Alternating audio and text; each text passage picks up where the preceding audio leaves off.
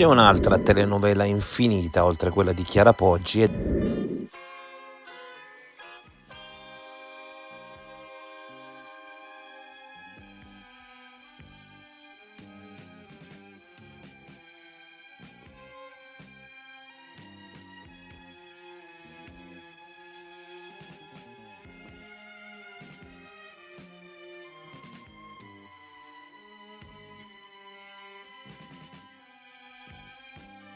Caso Paganelli. Domani l'udienza preliminare per Luis da Silva. Tutti i riflettori puntati su Manuela Bianchi e sul mistero della mancata costituzione di parte civile.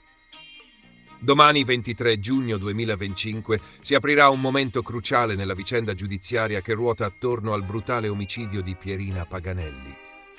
Alle 9:30 presso il Tribunale di Rimini si terrà l'udienza preliminare a carico di Luis da Silva, il 35enne senegalese accusato dell'omicidio volontario pluriaggravato della donna, avvenuto il 3 ottobre 2023 nel vano scale di Via del Ciclamino.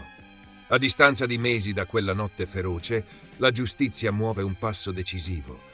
Il GUP dovrà stabilire se Da Silva sarà rinviato a giudizio e si aprirà quindi il processo a suo carico. Ma domani non si deciderà soltanto del destino giudiziario di Da Silva. A tenere banco è anche un altro interrogativo che ha lasciato spiazzati molti osservatori e familiari. Perché Manuela Bianchi, nuora della vittima ed ex compagna dell'indagato, ha deciso di non costituirsi parte civile? Un'assenza che pesa. L'assenza di Manuela nell'elenco delle parti civili rappresenta uno degli aspetti più sconcertanti dell'intero procedimento. Fin dall'inizio la sua posizione è apparsa ambigua. Era legata sentimentalmente a Luis da Silva e la relazione, secondo fonti vicine all'ambiente giudiziario, sarebbe proseguita anche dopo l'omicidio. Questa continuità, benché non formalmente confermata in atti pubblici, è diventata un fatto noto tra gli investigatori e ha contribuito a gettare ombre e interrogativi sulla sua reale collocazione in questa tragedia familiare. In un contesto così compromesso, la sua rinuncia ad agire contro l'uomo che viene formalmente accusato di aver massacrato sua suocera non può essere ridotta a una semplice scelta legale. Ci si interroga se dietro questa mossa vi siano pressioni emotive, una strategia difensiva più ampia o addirittura timori legati a equilibri familiari precari. I problemi di Barzan e il quadro familiare. A complicare ulteriormente il quadro c'è la posizione di Mohammed Barzan, da tempo indicato da più fonti come figura centrale ma sfuggente nella ricostruzione della dinamica familiare. Alcuni retroscena raccolti nell'ambiente investigativo suggeriscono che Barzan stia attraversando una fase difficile, sul piano personale e forse anche legale. C'è chi parla di pressioni psicologiche, di crisi profonda e di una situazione abitativa ed economica complicata. In tale scenario Manuela si ritroverebbe stretta tra due fuochi. Da un lato il legame umano e forse ancora affettivo con l'indagato, dall'altro una frattura insanabile all'interno del nucleo familiare colpito da un lutto devastante. Rinunciare alla costituzione di parte civile potrebbe allora essere il risultato di una strategia per non inasprire ulteriormente i rapporti o per proteggere una verità che in fondo nessuno vuole che emerga del tutto. Cosa accadrà domani?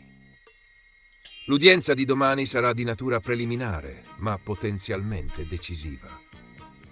Il GUP dovrà esaminare la richiesta di rinvio a giudizio formulata dalla Procura nei confronti di Da Silva, alla luce del quadro accusatorio composto da intercettazioni, testimonianze e indizi raccolti nei mesi successivi all'omicidio.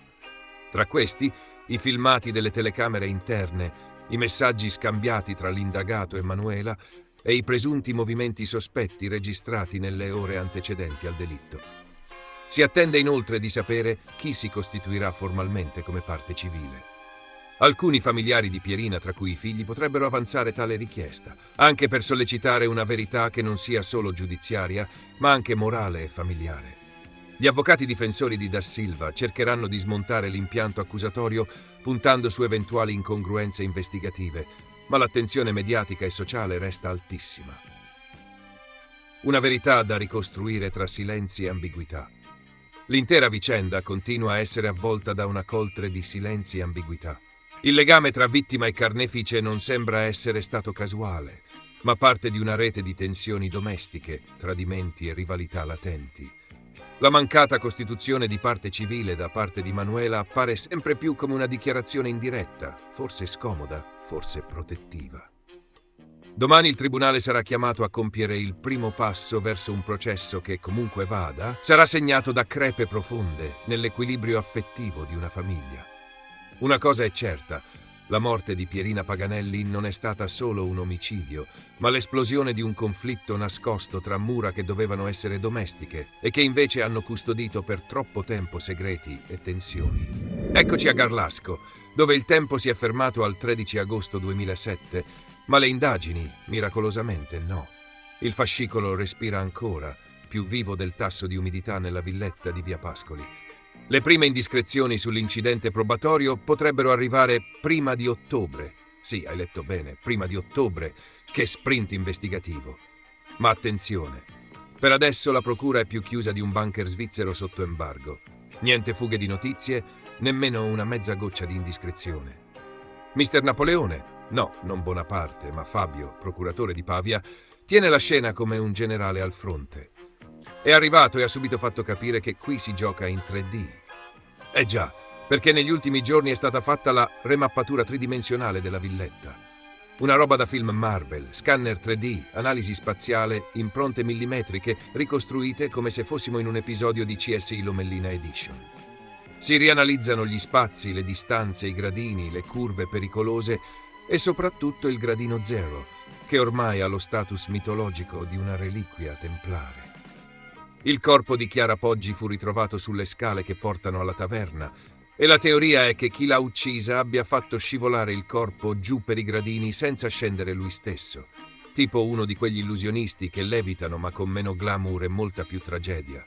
L'assassino, secondo l'ipotesi, si è fermato proprio lì, sul gradino zero. E guarda caso, proprio lì c'era la famosa impronta 33, il capolavoro calcistico attribuito ad Andrea Sempio. Ma attenzione, nessuna traccia di sangue, nessuna prova e soprattutto nessuna impronta perché l'intonaco è stato distrutto. Game over. E quindi a che serve questa impronta 33 oggi? Boh, diciamo che è come una leggenda, non c'è più, non si può analizzare, ma tutti continuano a parlarne. Potrebbe servire solo a confermare o smentire una compatibilità ipotetica con la dinamica. Una dinamica, tra l'altro, che più viene indagata e meno sembra dinamica. Il focus oggi è tutto su quel gradino, come se fosse il luogo esatto in cui Dio separò il caos dall'ordine. Altre tracce, più misteriose dell'impronta evaporata, potrebbero nascondersi lì, tra le porosità del marmo e le crepe del tempo. Tracce che, udite udite, potrebbero persino svelare quante persone erano presenti quando Chiara fu uccisa. 1, 2, 3? Il cast è ancora in fase di definizione. Al momento l'unico con un biglietto per il carcere è Alberto Stasi, condannato in via definitiva. Andrea Sempio invece è indagato in concorso, come a dire: intanto ti teniamo d'occhio, poi vediamo. Ma al momento non ci sono prove certe che lo incastrino sul luogo del delitto. Solo suggestioni, ipotesi e un'impronta che non c'è più. Tipo il finale della serie TV che ti lascia con 1000 domande e nessuna risposta. Insomma, siamo nel 2025, ma il caso Garlasco è ancora lì, sospeso tra il passato remoto e l'incidente probatorio che potrebbe forse, magari, chissà, regalarci un nuovo colpo di scena. O un altro gradino da analizzare. Ehi, non dimenticare di iscriverti a questo canale.